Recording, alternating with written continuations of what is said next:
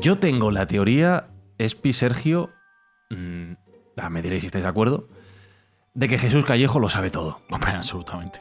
Lo sabe todo. Absolutamente. Ya no es teoría, es un hecho. Y si no se lo sabe, se lo inventa de tal manera que o bien te lo crees o lo que se ha inventado se convierte en realidad. Tengo esas dos teorías. Y voy a comprobarlo ahora. Mira, ya verás. Jesús, ¿qué hora es? ¿Ahora mismo? Sí. ¿O la hora de Nueva York? Adiós. Fíjate, joder, que me ha sobrado. Vamos sobrados, ¿no? Nada, ahora es la mejor hora para hacer este programa. Fíjate. Preguntadle otra cosa, Sergio. Déjalo que que veáis, Es que soy muy taoísta. Preguntadle algo, lo que os apetezca. Mira. Jesús, ¿va a llover hoy? En las zonas altas de León, casi seguro. Pues sí, que fíjate. Lo sabe todo, lo sabe todo. ¿Quieres Bueno, me preguntarle falta la algo? voz femenina, ¿Quieres ¿no? preguntarlo algo, Espi, Sergio? ¿No queréis preguntarle? Jesús, ¿a qué precio está el megavatio hora ahora mismo? Ahora, curiosamente, está descendiendo. Ya está por debajo de los 100. Pues fíjate. ¿Algo, Sergio, lo quieres? Jesús, ¿tú crees que cancelarán este programa en breve? Hombre, seguro si sigo contestando esto. Buscamos los límites de la ciencia, el futuro de la tecnología, el alcance de la mente humana. Esto es Mindfacts. Bienvenidos a Mindfacts, nueva temporada de este programa en el que buscamos los límites de la ciencia, de la tecnología y de la sabiduría de Jesús Callejo.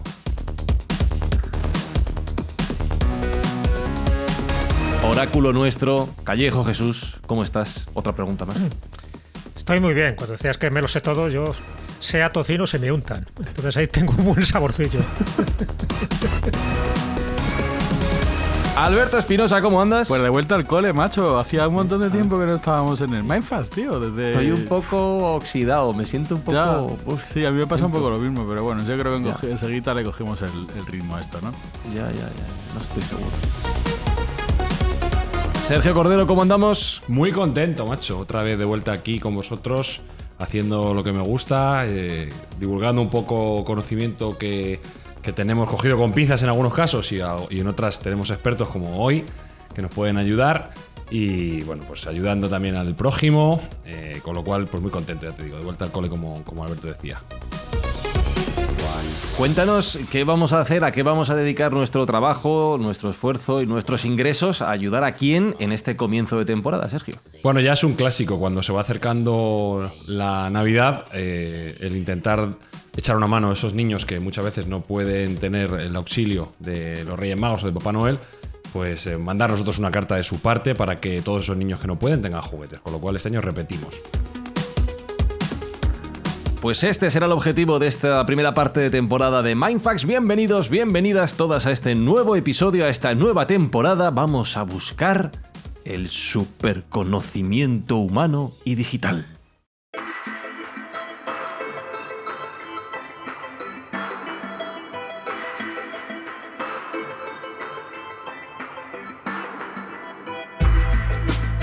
Y como bien decía Sergio, lo hacemos de la mano de un invitado experto y amigo ya, repetidor, pero para bien, aquí en Mindfacts, que es doctor por la Universidad de Deusto, investigador en Tecnalia, podcaster, esto es lo más importante de todo, podcaster en Arqueología Nintendo. Id a suscribiros ya mismo para escuchar a nuestro querido Eneko Saba. Hola Eneko, ¿cómo te has dejado liar otra vez?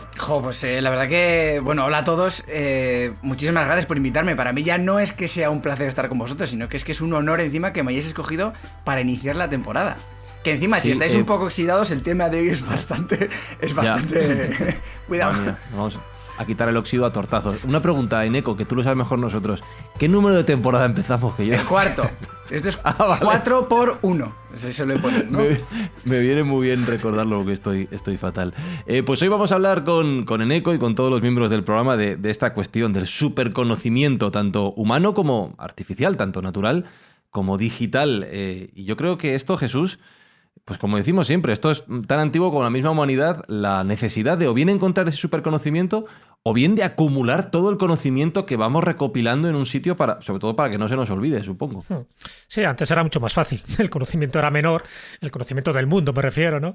Y bueno, hubo gente, sobre todo en la época, vamos a llamarla griega, romana y hasta la Edad Media, hubo gente que acumuló prácticamente todo el conocimiento habido y por haber en aquella época, porque era relativamente fácil, no se publicaba demasiado porque todavía la imprenta no se había inventado. Y bueno, pues ahí tienes, yo qué sé, las etimologías, por ejemplo, de San Isidoro de León, que es el primer compendio en Occidente de acumular todo lo que se sabía hasta ese momento. Y cuando digo todo lo que se sabía era toda la parte de zoología, de matemáticas, de astrología y de mitos y de todo tipo de cosas. Y dicen que el último Homo Universalis, el último que llegó a atesorar en su cabeza prácticamente el conocimiento global, lo cual ya es raro, ¿no? No fue Leonardo da Vinci, sino que incluso fue Isaac Newton. Tampoco tenía otras cosas que hacer, ¿no? Porque no tenía una vida social así muy amplia, pero bueno, tenía una cabecita privilegiada. A partir de ahí, fíjate, ya estamos hablando ya del siglo XVIII. A partir de ahí, nadie se puede considerar que tiene un conocimiento global metido en su cabecita. Otra cosa es que ya tenemos medios tecnológicos para acceder a la información. ¿Carlos Canales ¿no? Tampoco? Carlos Canales tampoco, porque he visto que hay temas en los que flojea, lo cual ¿sí? es raro, Eso no pero eso demuestra que es humano. En fin, que su reino decía que no es de este mundo, pues a lo mejor sí, puede ser de este mundo. Pero yo creo que el salto cualitativo que hemos dado es que ya no hay gente que sepa de todo. A ver, puede saber de todo a nivel genérico, pero me refiero no al estilo de hombre universal o renacentista, pero sí tenemos los medios para saber dónde acceder a esa información. Lo cual tiene un punto a favor y un punto en contra, porque eso también nos hace más vagos. Eso hace que no se potencie tanto la memoria como se potenciaba antes, ¿no? Ahora cuando tú sabes que puedes entrar en Google, puedes entrar en cualquier aplicación y de forma automática pues vas a acceder a ese dato, a ese ROE, ¿no? Que te impide conocer o conciliar el sueño porque te falta saber quién fue el director de tal película o quién fue el autor de tal novela, eso también hace que seamos mucho más vagos. Pero bueno, en definitiva, yo creo que el ansia de conocer muchísimas cosas está, yo creo que en el código genético del ser humano. Necesitamos saber, pero una cuestión casi filosófica, es decir, saber quiénes somos. O sea, siempre que nos preguntan ¿quién eres? O sea, no sirve con decir los datos del carnet de identidad. O sea, quién eres es qué hacemos aquí, por qué hemos nacido en este planeta, cuál es nuestro destino y si pintamos algo, ¿no?, en este devenir universal que se llama destino. Yo creo que esa es la clave. Y a partir de ahí, ahora es verdad que tenemos muchísima información, pero a diferencia, por ejemplo, de la Edad Media, donde la información era muy escasa y siempre en reductos pues muy elitistas, como podía ser conventos, monasterios, sin embargo, ahora tenemos tanta información que no sabemos distinguir el trigo de la paja. Es decir, que ahora, a pesar de que tenemos verdades incontestables, tenemos fake news que también hacen que se empañe un poco toda esa información que llega. De tal manera que ahora mismo seríamos incapaces, si nos dan un notición de primera mano, saber si es verdad o es mentira, porque sabemos camuflar muy bien una verdad con una mentira y, lo que es peor, con una media verdad. Qué paradoja, Sergio Eneco Espi, que lo que se supone que estaba ahí para hacernos más listos, al final nos puede llegar a hacer más tontos. Sí, pero porque también hay que tener en cuenta que realmente la base de la inteligencia artificial es hacernos la vida más fácil. Pero ya no solo para aspirar o para entrar en un garaje y que se nos abra sola la puerta cuando reconozca la matrícula, sino ya incluso en el simple hecho de pensar, o de redactar un texto, o de pintar un gráfico. O sea, es que en todo. Entonces, claro, sí que siento que... supuestamente la inteligencia artificial también está hecho para que todo ese tiempo que tú ahorras lo inviertas en otra cosa. Lo que pasa que normalmente pues es lo que... Sí que siento que nos hace más vagos en ese sentido. Que al final lo dedicamos a ver fútbol, sí, totalmente. a otras cosas, claro. Totalmente. Dices, no voy a pasar la aspiradora porque la pasa pues mi aspiradora automática con la inteligencia artificial. Entonces ese tiempo lo voy a emplear en... Yo qué sé, pues échame la siesta. Pues hombre, pues mal, claro. ¿No? Hay que... Sí, es verdad. Tú eres un gran crítico, Espi, de este mundo del siglo XXI hipertecnologizado donde al final nos volvemos más tontos. Sí, claro, además, yo qué sé, todas las películas de distopías, cuando llega la inteligencia artificial, ya sabes lo que pasa. Yo no sé. Creo que está claro que va a ser nuestro fin, por un lado o por otro. Yo espero, Sergio, que tu visión sea más Alberto, optimista. Alberto está alineado. Yo soy muy optimista, ya lo sabes, yo soy súper optimista. Pero Alberto está bien alineado con otros genios de la humanidad que están probablemente a su altura, como Stephen Hawking o incluso Elon Musk, que piensan exactamente ¿Quién está a la igual que altura él. de quién? ¿Ellos de Espi o Espi de ellos? No, ellos de Espi, vale, por supuesto. Vale. O sea, ellos llegan a la altura de Espi y habría que preguntar. Porque soy muy bajito. Claro. Pero efectivamente ese temor existe, ¿no? Ese temor existe de que esa superinteligencia que pueda sobrepasar nuestros propios conocimientos y nuestras propias habilidades el día de mañana sea letal para la propia humanidad. Y como he comentado, Stephen Hawking era, bueno, pues muy temeroso de esta eclosión de inteligencia artificial que podría decidir que lo que sobra en la Tierra somos los humanos y por tanto erradicarnos, que esto hemos visto en muchas películas, entre ellas creo recordar en Terminator y algunas y más, pues que sobrábamos, que quizás sea cierto. Pero también el patrón Elon Musk tenía un poco esa inquietud. Es una persona que ya sabemos que es muy pensadora y es una persona que de cara al reino tecnológico y digital pues es con una gran sapiencia. Y junto con otros grandes prohombres, como Sam Altman, que es uno de los máximos gurús del emprendimiento digital en Estados Unidos, con su empresa Y Combinator, que bueno, es una aceleradora de startups que ha sacado adelante muchísimas empresas digitales de las que conocemos, pues en un momento determinado decidieron en 2015 crear una fundación sin ánimo de lucro para intentar otorgar a la humanidad la posibilidad de decidir hacia dónde iba a ir esa inteligencia artificial. Ellos tenían claro que una inteligencia artificial súper desarrollada, mal dirigida, podría ser fatal para la humanidad, y lo que han hecho es abrirla a todo el mundo para que todo el mundo pueda colaborar con ella y de tal modo a crear una herramienta colaborativa que no se vuelva contra la propia humanidad. Bueno, hay gente que este acercamiento lo critica, pero resultados está dando. Y ahora vamos a hablar largo y tendido de ello, de las herramientas que se están creando en el paraguas de esta empresa que se llama OpenAI. Uh-huh. Y por terminar esta primera parte de introducción histórica, ya no es solo, Jesús, que el ser humano busque almacenar y tener a mano todos esos conocimientos que ha ido acumulando a lo largo de la historia, sino que también ha tenido, evidentemente, el anhelo de obtener respuestas a futuro, de anticipar los conocimientos y los hechos que aún no conoce. Y para ello toda la vida se ha recurrido a los oráculos, ¿no? O es la imagen que tenemos todos de los oráculos. Sí, claro. A ver, si nos ponemos en la mentalidad de nuestros antepasados y tú dices, a ver, ¿quién puede saberlo todo? Y cuando digo quién puede saberlo todo es tanto del pasado, el presente como del futuro. Evidentemente no un humano, sino un dios. Entonces los oráculos, que ya sabéis que están vinculados a la divinidad, a los lugares sagrados, pues era el lugar de peregrinaje donde un humano, que podía ser alguien muy anónimo o podía ser Alejandro Magno o cualquier emperador romano que consultaron los oráculos. ¿Quién mejor para obtener una respuesta? A los dioses a través de sus intermediarios, que eran los sacerdotes.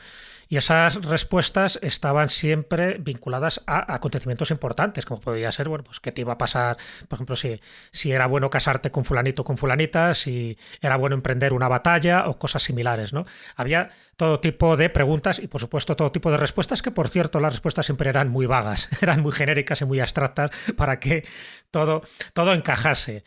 Claro, y entonces, cuando hablamos de los oráculos, que estuvieron muy en boga durante siglos, o sea, esto es algo genérico. Estamos hablando desde los de Egipto, por ejemplo, el famoso de Júpiter Amón, que estaba lo que sería la parte de Libia exterior, ¿no? Un poco más allá de los confines del Egipto actual. Bueno, pues allí iba hasta Alejandro Magno, y de hecho el oráculo le dice que él es un dios, es decir, cuando él se cree que está destinado por los dioses para algo grande, y efectivamente estuvo destinado para algo grande. Lo que no le dijeron los dioses es que a los 32 años iba a morir en Babilonia. Pero bueno, salvo ese pequeño detalle, luego los famosos oráculos griegos, acordaros, un poco sobre todo el de Delfos, ¿no? Que era posiblemente el más conocido, el del Ónfalos, donde allí estaba el ombligo del mundo dedicado a Apolo, donde estaba esa frase en el frontispicio del templo de Apolo, ¿no? De Gnóstete Vixum, conócete a ti mismo, ¿veis? Una vez más. Y eran las pitonisas a través de, bueno, pues de un ritual que entraban en trance y también pues, con la quema del laurel y otro tipo de cosas y también la ingesta de sustancias psicotrópicas. Bueno, pues dice que entraban en comunicación con los dioses y les daban esa información. O la Sibila de Cumas, ya que nos vamos también, por ejemplo, a toda la zona romana, ¿no? Cumas, que estaría en lo que actualmente sería Nápoles y muy cerca del lago Averno, que por cierto es un lago muy destinado al infierno por los gases metíficos, ¿no? que tiene ese lago, con lo cual todo creaba una parafernalia ideal pensando que será el sitio perfecto para ponerse en comunicación con esos dioses, ojo, con dioses que muchas veces eran del inframundo, pero daba igual, tenían la información. Así que los oráculos, fueran de Egipto, fueran de Grecia, fuera de Roma, no hablo de los de Oriente, siempre han sido una fuente de comunicación para preguntas inquietantes, pero siempre también precedidas de un estipendio, es decir, que había que dar una donación y hacer un ritual, había que hacer un sacrificio, por decirlo así. Y los rituales siempre eran muy apropiados en función de la cuantía económica que tú le dabas.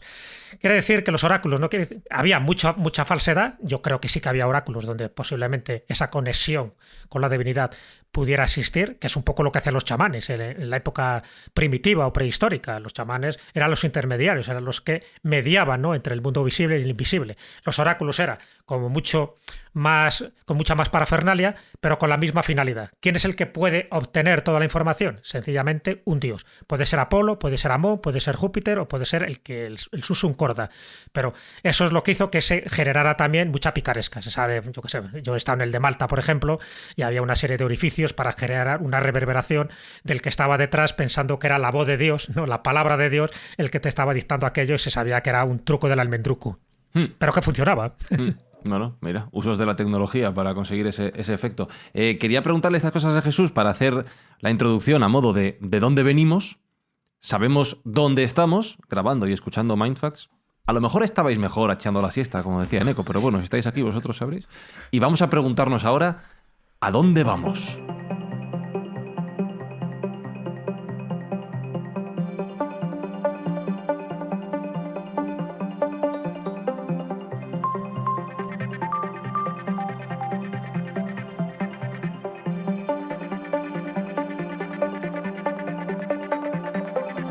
Porque a la hora de acumular y anticipar este superconocimiento humano o divino, está claro, Eneco, que la inteligencia artificial ya cumple una parte. Lo ha mencionado Jesús. No tienes más que ir a Google y en función de la pregunta que hagas, te devolverá una serie de respuestas.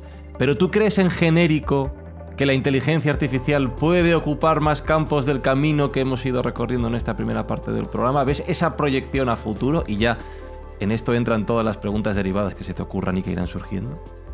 Sí, a ver, es que el problema de la inteligencia artificial es que muchas veces se asocia a tema de predecir, pero realmente se puede aplicar en muchísimos campos. Eso ya lo hemos visto, tema de optimización y resolver un montón de problemas. Pero el problema es que incluso la predicción puede ser utilizada en aplicaciones en las que nosotros no sabríamos que se está prediciendo. Por ejemplo, las herramientas de las que vamos a hablar en estos programas realmente son herramientas que predicen. O sea, realmente la inteligencia artificial no deja de ser el almacenar un montón de conocimiento, que ahora ya podemos almacenarlos en bases de datos o en servidores. Y de hecho lo tengo aquí apuntado. El GPT-3 tiene 570, está entrenado con 570 gigas de texto. O sea, ya la información que se almacena es absolutamente absurda, es muchísima. Entonces, claro, el potencial que tenemos para utilizar esa información es que es prácticamente infinito. Si además tenemos empresas o compañías como OpenAI que realmente pues tienen dinero, tienen muchos cerebros también trabajando en ellas, realmente podemos hacer herramientas que es que incluso los que estamos trabajando en inteligencia artificial no sabemos que la inteligencia artificial iba a ser capaz de hacer esto. O sea, la primera vez que yo vi DALL-E flipé en colores. O sea, y en plan, ¿cómo puede ser que esto exista? A ver, un momento. Sergio, ayúdame, porque está mencionando Eneco una serie de conceptos que yo necesito que nos expliques para lo que estamos en primero de... Perdón. Ha hablado, poco a poco. Claro, ha hablado, a ver, que recopile. De OpenAI, que me suena como a palabra de... OpenAI ya hemos dicho que es la empresa paraguas que ha creado estas herramientas de inteligencia artificial. Y hemos dado unos datos. Creada en su momento en 2015 por Elon Musk y Sam Altman. Elon Musk se salió porque alegó una posible incompatibilidad con su propia inteligencia artificial que gestiona los vehículos Tesla, con lo cual en 2017 se marchó. Se marchó después de haber puesto $500 millones. O sea, no, así, ahí lo dejó. Y luego le tomó el relevo Microsoft, que entró con $1 billón también, 1.000 millones de dólares europeos, para poner los fondos necesarios y que esta tecnología pudiera desarrollarse. A cambio, los muy cucos se han guardado el derecho a utilizar determinadas herramientas que no están abiertas al público y que sobre todo tienen que ver con la parte de programación, porque vamos a ver que aparte de predecir cosas, esta inteligencia artificial puede programar, y eso es una cosa muy interesante. Vale, eso es OpenAI. Dentro de los usos. Vale. Luego ha hablado de GPT-3 o algo así. Eso es, GPT-3. Ah, perdón, ¿cómo? GPT-3 es GPT-3, vale, que es el acrónimo de Generative Pre-trained Transformer 3.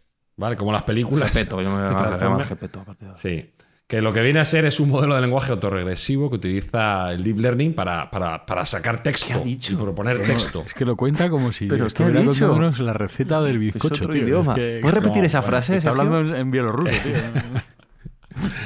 Un modelo de lenguaje autorregresivo que utiliza el Deep Learning para producir texto de calidad humana. ¿Vale? Y que, Lo y que estamos conste aquí- que esa, porque- y que conste que esa definición es la superficial, ¿eh? O sea, es en plan la... porque Claro, ya, claro, si vamos claro. ya más al estamos fondo hablando ya... de como siempre son definiciones para que la gente lo pueda Nivel, entender. nivel Es decir, amateur.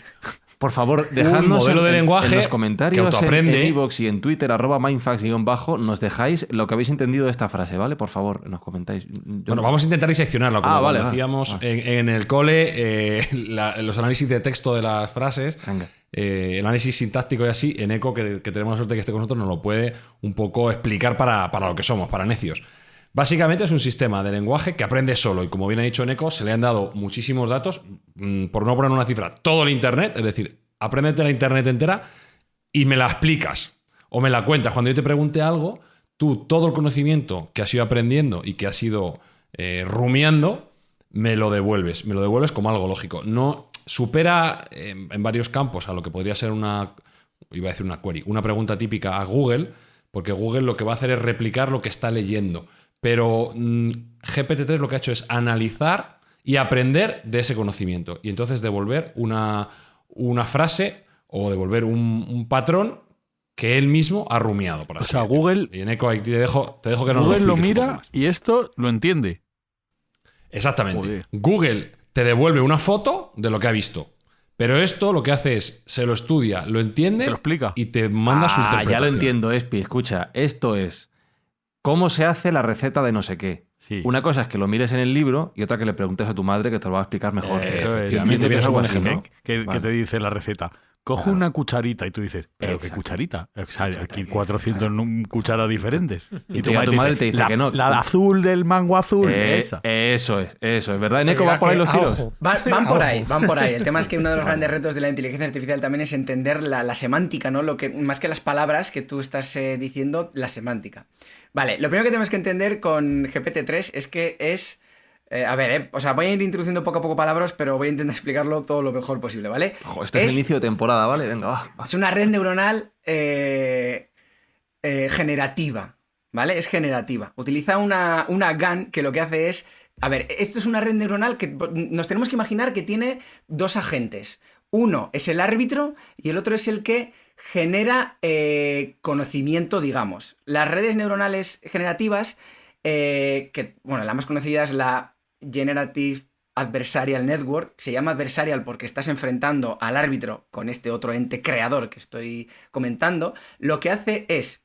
esta red, imaginaos que está entrenada, vamos a poner el ejemplo más básico, para detectar perros con una foto, ¿vale? Entonces tú tienes el árbitro que lo que hace es recibir imágenes de perros y decirte, vale, esto es un perro, esto no. La otra parte, que es el generador, el que intenta engañar al árbitro, lo que hace es modificar esas imágenes o esos textos o lo que sea para intentar engañar. Es decir, yo tengo esta imagen de un perro. Si hago este cambio aquí, ¿sigues creyendo que es un perro? Y dice la otra, sí, vale, pues voy a intentar modificarlo un poco más. ¿Sigues pensando que es un perro? No. Pues entonces ya la red aprende a engañar a esa red que tú tienes. Vale, lo más interesante aquí es que puedes generar. Esta red tiene el árbitro y el generador puede aprender de la nada, entre comillas, explicaremos luego cómo, a generar fotos o generar contenido que engañen al árbitro que está en la red, haciéndole creer que está generando contenido para el que esa red está entrenado. Si está entrenado para generar texto, pues texto coherente. Si está creada la red para detectar gatos, pues fotos de gatos. Perros, pues fotos de perros. Entonces, eso es lo primero. Estas redes, o estos GPT-3, es una red generativa. Después, cuando ha comentado Sergio que es pre-trained, lo que quiere decir es que está preentrenado. Esta es una de las grandes ramas de la inteligencia artificial, que es transfer learning, es decir, el transferir todo el conocimiento. Es decir, si yo tengo una red que es capaz de detectar perros, seguro que ese conocimiento lo puedo utilizar para detectar gatos. Entonces es como una manera de reutilizar todo el conocimiento empleado para adaptarse a las nuevas funciones. Después es no supervisado. Esto quiere decir que aprende de lo que, entre comillas, no existe. O sea, es decir, porque tú le puedes pasar unos datos y tú le puedes decir, ¿esto es un perro o es un gato? Pero tú ya le estás clasificando, tú le estás supervisando, tú le estás diciendo, oye, esta foto es un perro o un gato. Cuando es no supervisado, tú le pasas un montón de datos y la red es capaz de detectar, es decir, esto es algo. Y luego tú dices, vale, pues es un perro. Esto es otra cosa, es un gato. Entonces es como que la red aprende, entre comillas, de la nada. Entonces tú juntas todo eso, aunque puede ser que no se esté entendiendo nada, pero bueno, tú juntas todas esas tienes el GPT-3, que es un generador de texto. Lo que realmente es un predictor al que tú le das, puede ser, por ejemplo, un enunciado, que tú le dices, redáctame un texto sobre el partido del Milan de ayer. Y quiero que me cuentes que ganó 2-0 y que empezó perdiendo y luego remontó. Bueno, 2-1 y empezó perdiendo y acabó ganando. Le das esos tips y ya él es capaz de generarte el texto de una manera semántica que hace creer que es realmente un ser humano y realmente es predicción. Lo que la red hace es predecir cuál va a ser la siguiente palabra o el siguiente pedazo de texto para que sea sintácticamente, semánticamente correcto. Pero esto entonces es el chollo para los estudiantes de la ESO o de secundaria. Hazme una redacción de 1000 palabras sobre Hernán Cortés. Ya está. Es una de las aplicaciones que para la que vale esto. Vale para esto, bueno, no sé si tenéis pensado hablar de aplicaciones, pero yo puedo soltar unas cuantas. Hay una también que es el tema de lo típico cuando estamos en el colegio, que era rellena la casilla. Pues, por ejemplo, esto imaginaos que hay un montón de tablillas sumerias que les falta un montón de contenido. Pues GPT-3, si tú tienes todo el contenido previo, podría llegar a predecir qué es lo que falta en esas tablillas, qué es lo que falta en esos pequeños huecos. Luego, por ejemplo, documentos farragosos. A nadie le interesa en una inmobiliaria hacer un contrato. Bueno, pues te lo puedes rellenar GPT-3, por ejemplo. O los programadores, por ejemplo, códigos. Yo quiero un código en lenguaje Python que me haga esto. También te puede generar eso. O sea, el lenguaje también puede ser lenguaje de programación. Y tiene un montón, realmente. Esto es muy interesante, pero no interrumpa. Por supuesto. Quiero detenerme porque, claro, esto lo que permite es acercar algo tan a priori complejo como es la programación a cualquier ser humano. Es decir, ya no es tan necesario el conocer el lenguaje de programación en el cual quieras programar, como que tendrás un asistente en el cual tú le digas, quiero hacer un programa que cuando meta 2 números me los sume. Y la propia inteligencia artificial te va a hacer esa programación. De tal modo que imaginar el poder que trasladamos al usuario de a pie para crear aplicaciones, para hacer nuevos programas, cuestiones que antes técnicamente era imposible. Yo podía tener una buena idea, pero la capacidad técnica no la tenía. Cuando este tipo de modelos vaya avanzando, pues hará innecesario el tener que tener un conocimiento del propio lenguaje de programación. Claro, pero ahí le devuelvo la pelota a Jesús y a Espi de lo que hablábamos antes. Si todo el mundo tiene a su alcance todos esos conocimientos, que está muy bien, ¿dónde queda el mérito del conocimiento, las ganas de aprender y todo lo que decíais, ¿no? Le doy la vuelta. No, porque te libera para nuevas cosas. Por ejemplo, para echarte la siesta. Bueno, por ejemplo, la idea, para echarte la siesta. La idea, yo creo que es de las pocas cosas que nos quedan ya, ¿no? La idea, la imaginación, porque esto, este GPT-3 está ideado por alguien, ¿no? Por ejemplo, o hazme un texto de esto, o prográmame, claro, seguramente si tú... el GPT-3 también falla, tiene sus cosas también, tiene sus cosas negativas, podemos hablar luego de ellas si queréis. Pero no es del todo correcto. Tú si, por ejemplo, a un GPT-3 le dices quiero que me redactes un texto que sea una poesía, algo muy rebuscado, digamos, no te lo va a hacer bien. O, por ejemplo, quiero un código que sea demasiado específico o en plan, claro, genérame un código que sea capaz de resolver este problema súper complejo, no te lo va a generar. Entonces... Sí, es curioso que esas partes creativas más humanas le cuestan, evidentemente, la parte... digamos, emocional le cuesta un poco más, pero es capaz de crear, por ejemplo, tú le puedes dar un supuesto y él te crea una historia, por ejemplo, de miedo.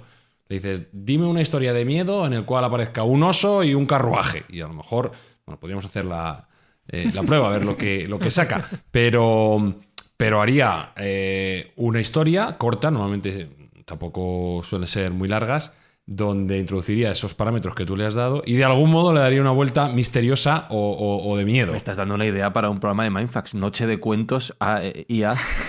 Digital. Sí. Pero aquí quiero meter un apunte que me parece muy clave. y es que el hecho de que GPT-3 pueda generar un texto sobre miedo no quiere decir que la herramienta conozca el miedo, sepa lo que es el miedo y diga, ahora te vas Pero sabe a lo que a nosotros nos da miedo. Eso y sabe es, lo que nosotros eso es. Nos puede producir, o lo que nosotros identificamos como una historia de miedo. Eso es, Casi ha me da más aprendido miedo. a generar miedo, entre comillas. Es Si que no tiene miedo. hace muy poco, no sé si era justo esta o alguna de Google, leí un artículo en el que decía que había generado un texto en el que el texto te decía: hola, soy un texto generado por inteligencia artificial y que sepas que yo tengo sentimientos, yo siento amor por esta persona, siento no sé qué. Entonces, claro, el hecho es que tú puedes entrenar a la red para que sea capaz de decir esas cosas, pero eso no quiere decir que realmente sienta. Es como si yo digo, hola, yo soy Eneko Saba, soy de Kazajistán y tengo 45 años. Yo lo puedo decir. Bueno, pero de momento estamos ahí. Ya veremos el día de mañana. Pero eso pasa también con los seres humanos, ¿eh? Una cosa es que te diga Sí, que tiene sí, sí. sentimientos, otra es que lo tenga. Que no hace falta ir a una máquina. También es verdad, también es verdad. Pero que hay que aterrizar un poco los conceptos. O sea, por ejemplo, en el caso del miedo, la red ha aprendido a generar miedo, pero no sabe lo que es. No sabe. Sí, no puede experimentar ella misma el miedo, pero puede saber lo que a un humano le da miedo. Lo que pasa es que aquí entraríamos siempre en esa vieja polémica de si muchos trabajos van a estar en peligro. Estoy pensando, por ejemplo, en un gestor fiscal. Esa misma aplicación serviría para hacerte la declaración de la renta o hacer las declaraciones del IVA. Es decir, si tú le metes al final, que es lo más farragoso, que es lo más costoso, y Claro. muchos, pues tenemos que acudir a profesionales para que hagan esto. Al final, profesiones como estas podrían estar en peligro, ¿no? Porque ya no te digo novelistas, ¿no? Donde puedan hacer este tipo de obras con un mínimo esfuerzo, incluso, bueno, ya adelanto que se podrían crear premios literarios a la mejor novela, ¿no?, de inteligencia artificial sin que haya intervenido para nada el ser humano. Pero es que Claro, me el refiero a premio eso, lo que se daría abren también nuevas- a inteligencia artificial. Jesús, es que tampoco- También. Que se abren nuevas posibilidades, para bien y para mal, como suele pasar siempre con estas tecnologías punteras. ¿Podría ser eso, que algunos trabajos entraran en peligro? Bueno, más que nada, yo lo que considero es que no es que queden en peligro, sino que se van a quedar liberados de tareas farragosas. Es decir, el asesor fiscal que se dedica a hacer declaraciones de la renta está perdiendo su tiempo, porque una máquina lo puede hacer mucho más eficientemente. Lo que tiene que hacer es estudiar y aprender nuevas fórmulas para ayudar a sus clientes a cómo pagar menos impuestos o cómo ser más eficiente en esos impuestos. Entonces, lo que estamos es liberando de tareas mecánicas y eso las máquinas lo van a hacer estupendamente Pero tú bien. cuenta o sea, que un asesor fiscal puede llevar un número determinado de declaraciones de la renta y una inteligencia artificial a lo mejor puede llevar todas, una solo. Entonces van a sobrar asesores fiscales por todos los lados. No, lo que te quiero decir es que se van a tener que especializar y se van a tener que, digamos, documentar y ser mejores en su propia profesión. Esto lo hemos hablado muchas veces. Cuando vengan los coches autónomos o los camiones autónomos, ¿qué va a pasar con los camioneros? Pues que tendrán que reciclarse de algún modo. Todavía un asesor fiscal, bueno, pues tiene un nivel superior. Puede ser, no sé, inspector de Hacienda o puede ser... No, porque los inspectores de Hacienda van a ser IAs. También podría ser, Hombre, también podría vamos. ser. Si es que Te va a venir tendemos una a eso. IA a tu casa. Que serán más Claro. inflexivos todavía. Claro, no. Sin ningún tipo de duda que va a impactar en el mercado laboral, digamos. Lo que pasa que a mí personalmente siempre me gusta pensar que realmente los trabajos se van a transformar o especializar, como dice Sergio. Pero esto siempre ha pasado. En los años 80, ¿quién hubiera imaginado que iba a haber tanta gente trabajando en robótica, informática y todo eso? No sé, yo una vez leí, ¿no?, que en los años 80 no sé cuánto porcentaje. En la actualidad hay un gran porcentaje de chavales de 10 años que van a trabajar en profesiones que todavía no están inventadas a día de hoy. Esas invenciones precisamente van a ser las que se produzcan, esas nuevas profesiones, pues con este tipo de herramientas. Por muchas cosas. De todas formas, a ver, hay también algunos puntos negativos que tiene GPT-3 que tiene que pulir. Por ejemplo, el hecho de que hay en ocasiones que está un poco sesgado. Hay que saber entrenarlo bien para que no te dé textos sesgados. Luego también que puede generar fake news, y eso es algo realmente que no está nada bien.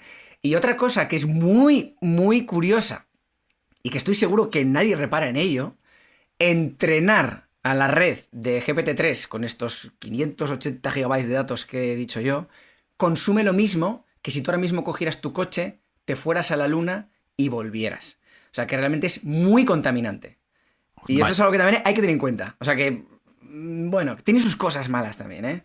Bueno, hasta que tenga el suficiente aprendizaje para decir, encuéntrame una fórmula para no contaminar tanto y te dará la respuesta de cómo hacerlo. O, por ejemplo, que entre la computación cuántica, de la que ya hablamos en la pasada temporada de Mindfacts, que la computación cuántica se ha demostrado que va a ser más verde, por ejemplo.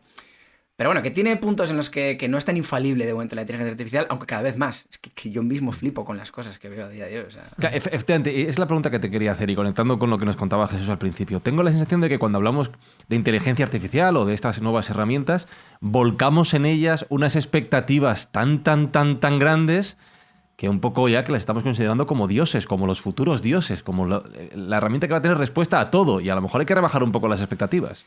Sí, eso es por el tema de los titulares, por lo que realmente vende, porque realmente cuando ves el potencial, lo que realmente vende es decir, joder, pues es que fíjate, GPT-3 ha creado un texto increíble en el que ha engañado a un ser humano a crear una... Pero digamos que te dan los casos de éxito más rocambolescos para que luego la gente diga, ostras, cuidado, que esto...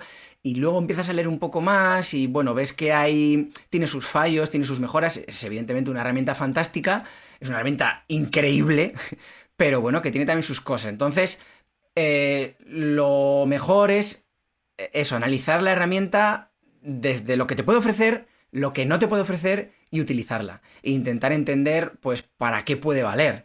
Pero sí, el tema de expectativas es algo con lo que a mí me cuesta mucho lidiar. Oye, una pregunta, Eneco.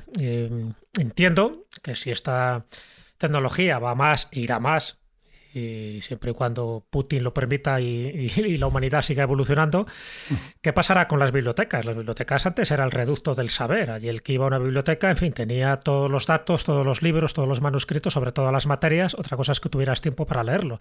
Pero al final, una gran biblioteca como la de Washington o incluso la nuestra, la Biblioteca Nacional de Madrid, al final eso cabe en un minúsculo chip.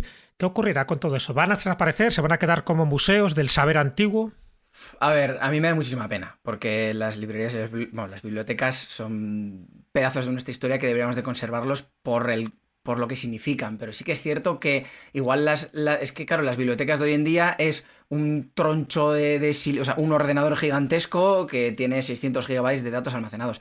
A ver, lo bueno que tiene esto también es que estás haciendo el conocimiento mucho más accesible a la gente. Yo, por ejemplo, me doctoré y no he tocado un libro, porque todos los artículos y todos los libros que he leído los he conseguido acceder a ellos a través de internet. Incluso los artículos que yo genero y el conocimiento, entre comillas, que yo genero, es mucho más accesible para mis compañeros y para todo el mundo porque lo puedo almacenar aquí, almacenar allá, de una manera mucho más sencilla. También existen librerías, por ejemplo, pues yo qué sé, pues la Universidad de Oxford tiene su librería, o la de Cambridge, que es Archive, en la que tiene un montón de artículos científicos. O sea, yo creo que luego también habrá como servidores específicos para almacenar cierto tipo de conocimiento. Entonces, las librerías también se transformarán. La librería de Oxford pasará de ser un maravilloso edificio muy grande con un montón de libros preciosos a ser, pues, un maravilloso edificio mucho más pequeño con un montón de cajas negras que tienen datos dentro. Yo los guardaría por si acaso. Yo los guardo, ¿no? No vaya a ser que al precio que está la luz no podamos encender los ordenadores y nos toque volver para allá. Pero es que en su grandeza está su debilidad, porque todo depende de la energía eléctrica. Claro. Si al final hay un apagón, por lo que sea, las bibliotecas, es decir, lo manual, lo analógico, es lo que va a ganar a lo digital. ¿Ese riesgo está contemplado? Estoy completamente de acuerdo contigo, pero ahora yo te voy a contestar haciéndote una pregunta. Es decir, lo bueno es que digamos que la literatura o la ciencia digital es mucho más transferible. Entonces, ¿qué pasa si se incendia una librería de papel? Ese conocimiento es mucho más difícil, pero en cambio tú puedes replicar de manera mucho más sencilla un conocimiento y al final, pues si se quema, por ejemplo, la librería digital de Oxford, seguro que la de Cambridge la tiene o la de alguna otra universidad. Entonces, el conocimiento es mucho más transferible, más replicable y a la vez más perdurable. En cambio, cuando se incendió la librería de Alejandría, pues todos sabemos lo que pasó. Si hubieran existido servidores en aquel momento, pues madre mía. No, backups buenos ahí de la biblioteca de Alejandría. Todo lo que sabríamos, y eso que ya hacían backups ahí, pero si subiéramos... Backups hacían. Claro, por eso. Copias, pero es que no solo se quemó la de Alejandría, también se quemó la de Constantinopla, también se quemó... La de Éfeso también, la del Licarnaso. Bueno, sí, hubo varias. Incluso, tienden a quemarse, sí. Ya sabes que la de Alejandría no se quemó una vez, sino varias veces. Entonces ya lo último que quedaba, en fin, de rescatando los ejemplares, los papiros, manuscritos, pergaminos, cuando ya llegan los musulmanes, al final hacen tabula rasa. Es decir, todo aquello que no tenga nada que ver con Alá y con el Corán sobra y todo lo que tenga que ver pues ya está el Corán. Entonces, todo lo poco que quedaban, que eran los rescoldos, al final también fueron quemados o fueron destruidos. Bueno, me refiero que hay ese elemento siempre de distopía, que es que el ser humano sea consciente de que acumular conocimiento es bueno para la humanidad, porque hemos tenido etapas, solo hay que echar una ojeada a la historia, hemos tenido etapas donde lo que se buscaba era lo contrario, es decir, cuando menos supiera la gente, más fácil era de dominarlos.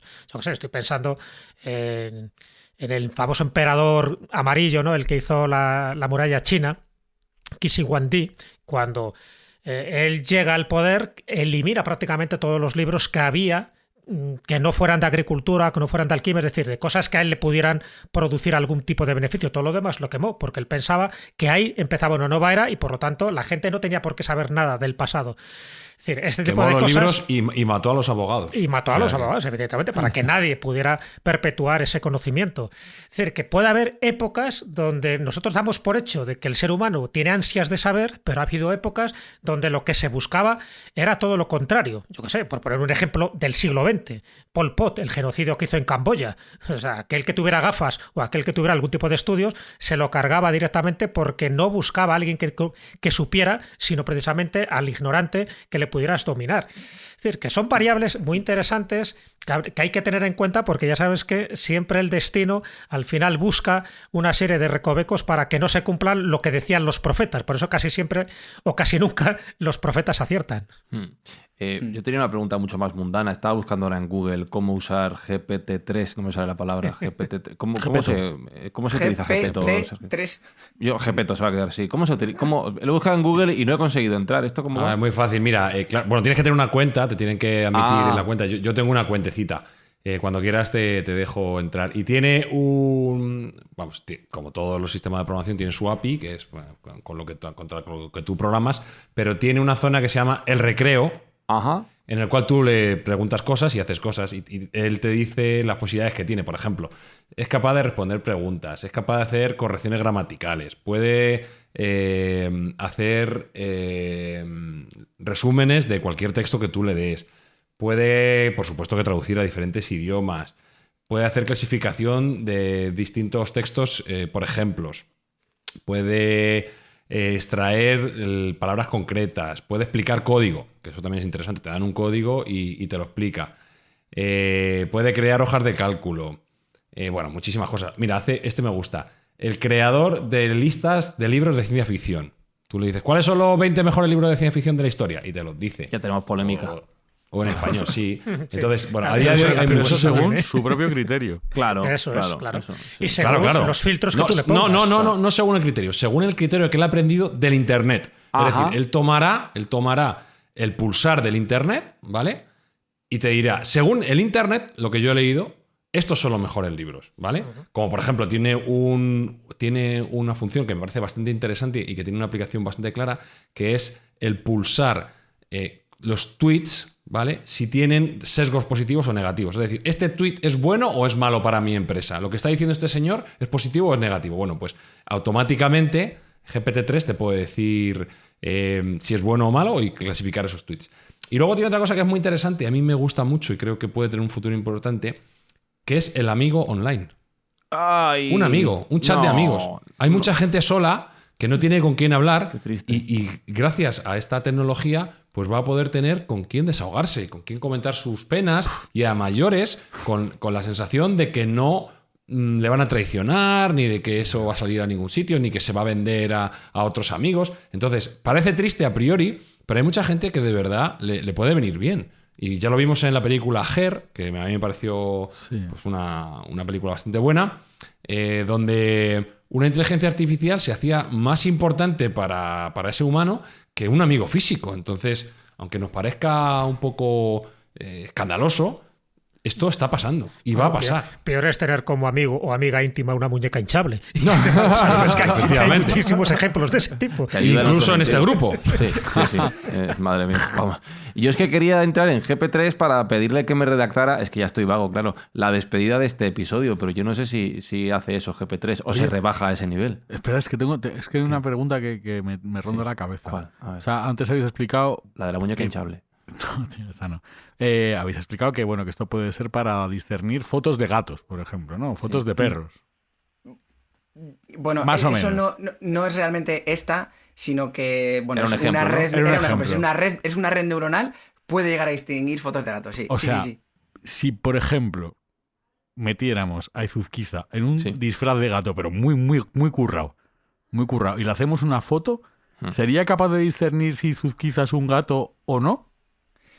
A ver, yo diría que si la red es muy buena, sí, o incluso te podría decir, esto no es un gato, sino que es un ser humano disfrazado de gato.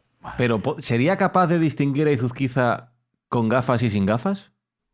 Pues también, vamos, estoy seguro que sí. A nada que salgas 4 veces en Google con gafas y 4 veces sin ellas, sí, seguro. Ya, verá que el cambio es grande, tío, no tiene mérito. Es más difícil Bueno, lo de gato. Tienes razón. Está mucho más guapo ahora. Sí, es Fran. verdad. Eso Oye, también es otra verdad. pregunta me gustaría hacer antes ya de que nos vayamos.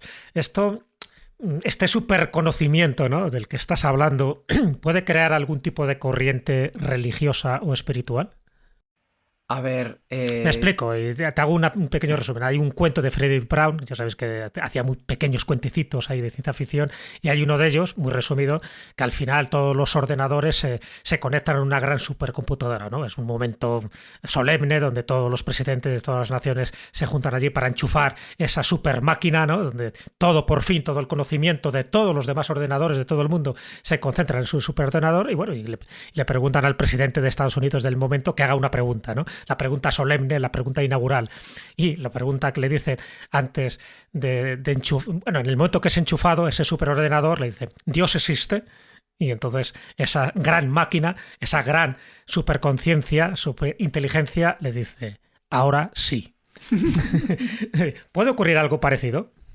a ver, yo creo que Hombre, sí, pero porque... A ver, no, dale, Sergio, dale. No, yo iba a decir primero, encantado de los cuentos de Callejo en Mindful, la versión Mindful me encanta. Además que me encanta el propio cuento. Yo creo que puede haber una idolatría de la tecnología. Eso puede pasar. Y puede pasar que la gente empiece a confiar más en lo que le dice una máquina que en lo que le dice un humano. Eso también puede pasar.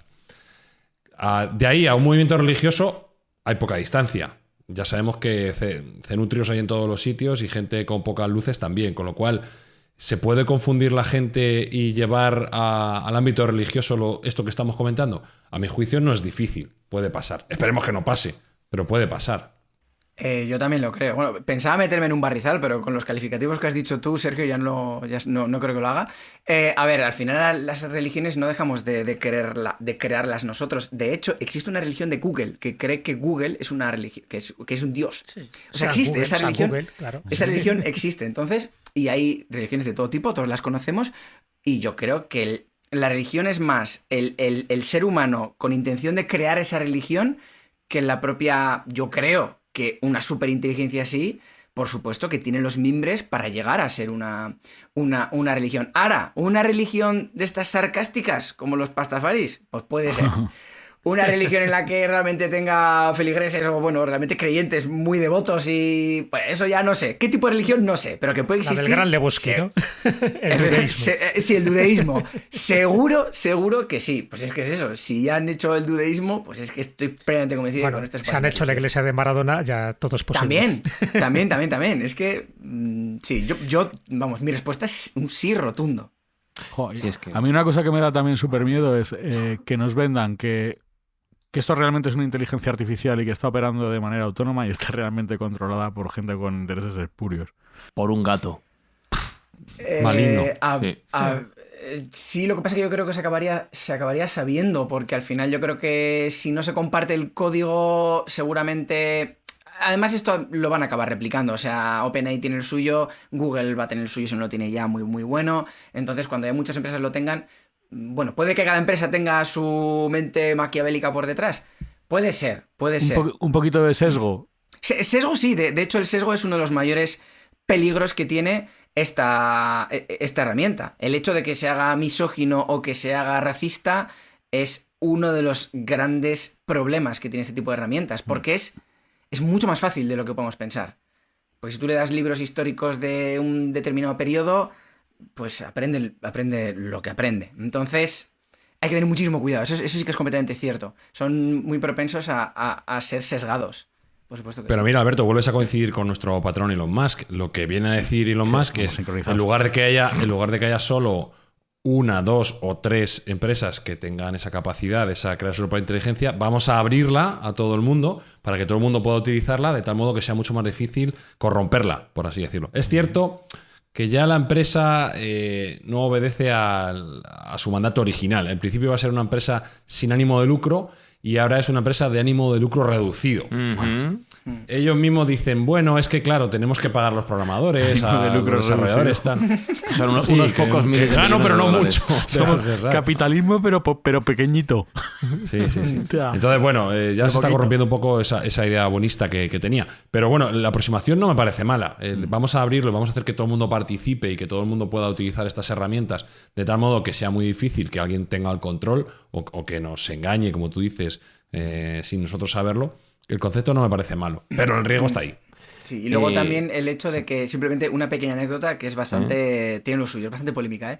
Cuando empezó, bueno, esto tiene ya años, cuando empezó todo el tema este de los detectores de imágenes, ¿no? El hecho de que yo te pase un gato y me digas si es un gato, bueno, pues tenían además una de estas grandes, creo que una red de Google y tal, podía detectar monos y gorilas. Bueno, pues no estaba lo suficientemente entrenada, le pasaron la imagen de un afroamericano y detectó que efectivamente era un mono. Entonces, este tipo de redes hay que tener muchísimo cuidado porque tienen que estar muy, muy, muy bien entrenadas porque pueden herir muchas sensibilidades, pueden estar sesgadas y todo eso lo que hace al final es que se reduzca la confianza que tenemos en ellas.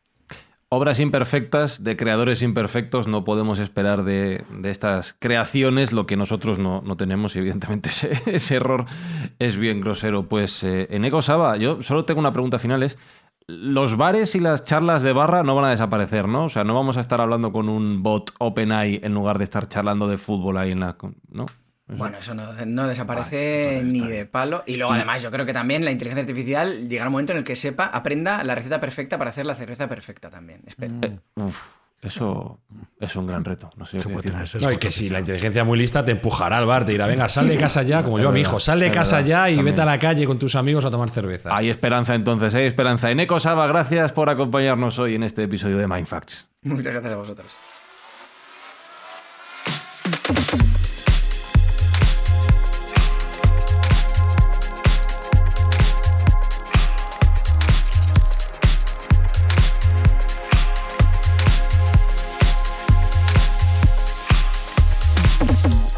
¿Te das cuenta, Espinosa, de que los episodios de Mindfacts al final avanzan hacia una realidad que va a ser inevitable y es que los podcasts los acabe haciendo una inteligencia artificial? Joder, llevo pensando, pero desde que hemos empezado el programa, que aquí sobramos tú y yo, pero en breve, vamos. Que va a mejorar una barbaridad, ¿eh? Os cuento al hilo de esto que hay un rumor por ahí maligno que dice que un porcentaje muy elevado de las series de Netflix, los guiones, los está haciendo una inteligencia artificial. Y los actores también, ¿no? Y los directores también. Bueno, los actores hay muchos que robots lo harían mejor que ellos, pero parece ser que los guiones están siendo programados. Y películas de series de Netflix me lo creo, porque ya el que tienen cada truño allí metido... Sí, vamos.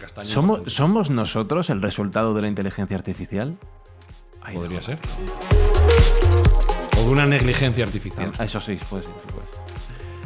Pues es lo dicho, que hasta la semana que viene.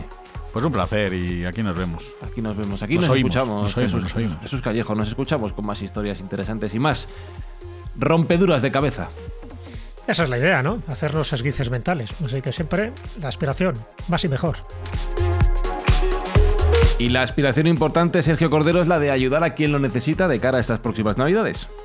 Sí, este podcast, aparte de para pasárnoslo bien, como nos lo pasamos comentando estas cosas de ciencia, pues es básicamente para ayudar al prójimo. Y nuestra función de las Navidades es ayudar a los niños que no suelen o que no pueden tener juguetes debido a que no están en la mejor situación. Entonces vamos a echar una mano a Papá Noel y a los Reyes Magos para que les hagan llegar a esos niños sus juguetes correspondientes. Y es una acción que llevamos haciendo ya 4 años y no vamos a dejar de hacerlas.